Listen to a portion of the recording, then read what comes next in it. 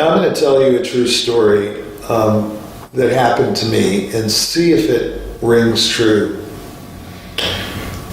Some people will refer to the beginning of my career as storybook. I don't look at it that way. But I did get some breaks. At 19, I won the Naumburg competition. It was a unanimous vote. It was a great time. There were some very distinguished people on the jury, like Ferkuzhny and George Bolet and Abby Simon, and some very distinguished pianists. Some big prize winners, some big careers. I can't remember everybody who was on. Jane Carlson was on the jury. I can't think of everybody, but okay, so I won the Naumburg. I thought I had made it. I have to tell you honestly, I thought that was it. Not so.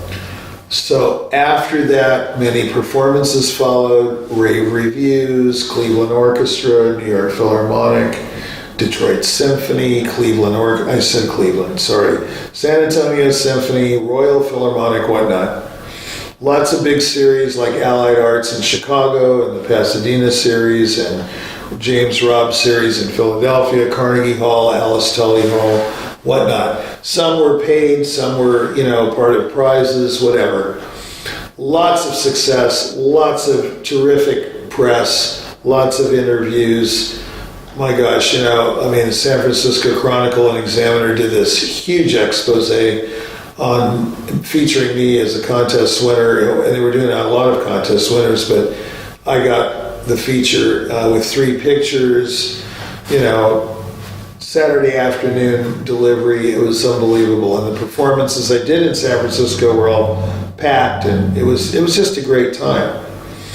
But my managers at the time, who shall remain nameless, did not do the follow-up that was needed, did not do what I just talked about, what I learned earlier from Dizzy Dean and Paul Dean and Quick Tillis, follow through, all these sports figures, follow through, follow up, wasn't done. It was like one call was made, hey, book Atamian on the Allied Arts at Orchestra Hall in Chicago, and then a rave review and everything. Not one phone call after. Nobody followed up with the call. With the success, I should say. Here you have John Von Rhine at the Chicago Tribune saying, your piston-like fingers conquer all, and no one made one call to get a re-engagement. If you're not going to call for a re-engagement, they're not necessarily just going to call you up. I don't care how great it was. So I found myself, after this barrage of success, recording The Rite of Spring, having it on PBS television, just a ton of great breaks.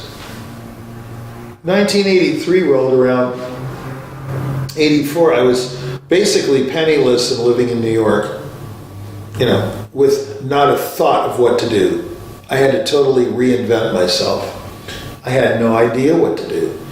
Yes, there were isolated, Kennedy Center appearance here and there, a big orchestra here and there, a big series here and there. No run-outs to try it out. No, you couldn't try out repertoire. You just had to be at your best. There's a lot of pressure.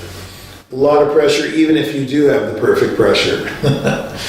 So what do you do when the whole show stops? When the bus stops and you got to get off the bus? That's the question.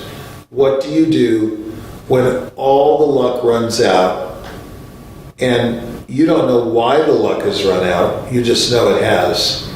You get a call from your publicist after you've just done 30 concerts all over, Gulf Coast Symphony, Mexico recitals, you've been to Europe, you've got Samama booking you on the Concertgebouw series and the Diligentia at Den Haag, and you're playing in Berlin and Munich, and nothing. You've got 2 concerts next year, and they're both big ones. What do you do then? Well, I'm going to tell you in the next episode.